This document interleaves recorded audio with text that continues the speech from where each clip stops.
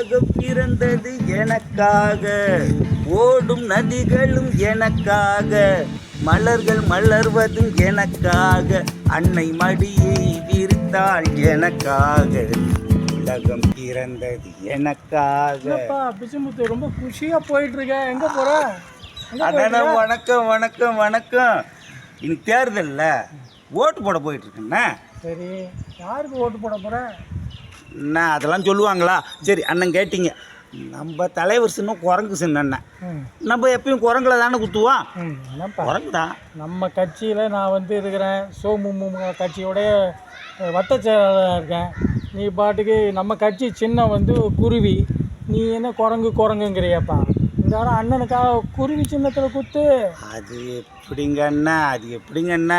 நம்ம எப்பயும் குரங்குக்கு தான் குத்துறது, இப்போ குருவி குத்துனா எப்படின்னா? காசெல்லாம் வாங்க மாட்டேனா, ஜனநாயக விரோதம்னா. ஓட்டுக்கு ஓட்டுக்காக கொடுக்கறது இல்லை, ஒரு மேலே பிரியத்துக்காக கொடுக்கறது. வச்சுக்க, வேற நீ நம்ம கட்சி குருவி சின்னத்துக்கு தான் குத்துற சரியா? எப்பயுமே உனக்கு ஏதாவது ஒன்றுன்னா நான் நிற்பேன், புரியுதா? சரிங்கண்ணா சரிங்கண்ணா. இந்த ஒரு வாட்டி மாத்திரண்ணா குரங்கு குத்தாமல் அண்ணன் சொன்னதுனால குருவி குத்த இந்த ஒரு வாட்டி மாத்திரம். எப்பயுமே நம்ம கட்சி தான்ப்பா. ஓகே சரிங்கண்ணா சரிங்கண்ணா சரிங்கண்ணா சரிங்கண்ணா.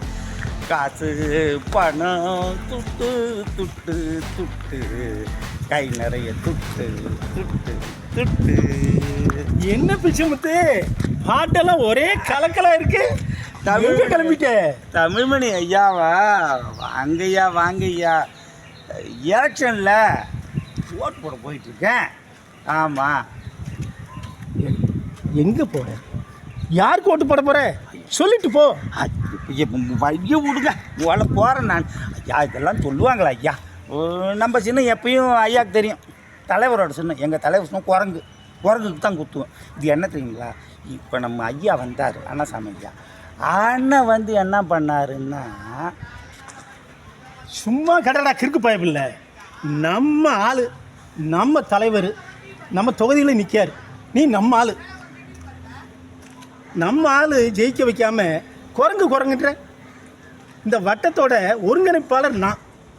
எங்கிட்ட நீ இப்படி சொல்கிற? என்ன பண்ணுறோன்னா, அவர் கை நீட்டு காய்ச்சி வாங்கிட்டு 500 ரூபா வற்புறுத்தி திணிச்சு விட்டாருங்க. ஐயா 500 ரூபா. நான் என்ன பண்ணேன்? அந்த பய கிடக்காம விடு. சரி இந்தா, இதை நீ வச்சுக்கோ. ஐயா நம்ம தலைவர் ஜெயிச்சு வரட்டும். சரி, உனக்கு என்ன வேணுமோ செஞ்சு தர சொல்கிறேன். சரிங்க சரிங்க. மறந்துடாத, நம்ம சின்ன பெருச்சாலி. சொல்லு. பெருச்சாலி பெருச்சாலி நம்ம பெருச்சாலி. சரிங்க, இந்த ஒரு வாட்டி மாத்திரம். சரிங்க சரிங்க சரிங்க. பை நிறைய நோட்டு. எல்லாம் பலமா இருக்கு போல இருக்கு, பாட்டெல்லாம் வேற பின்னுது. அண்ணா வாங்கண்ணா வாங்கண்ணா. தேர்தல்ல ஓட்டு போட போயிட்டு இருக்கேன்னா. ஓட்டு போட்டு நீங்க போட்டீங்களா? ஓட்டு போட்டுட்டு தான் வர்றேன். ஆமா, யாருக்கு ஓட்டு போட போறேன்? அண்ணா இது எப்படின்னா சொல்றது, யாருக்கு போடுறது? ஏ சொல்லப்பா. சரி அண்ணா, அண்ணனுக்கு தெரியும் நம்ம குரங்குக்கு தான் போடுவோன்னு. இந்த உதாரணம் என்கிட்ட விடாத. நீ அந்த தம்பி மணிக்கிட்டையும் அண்ணாசாமி கிட்டையும் பணம் வாங்கினதை நான் பார்த்துட்டேன். ஐயோ பார்த்துட்டீங்களாண்ணா?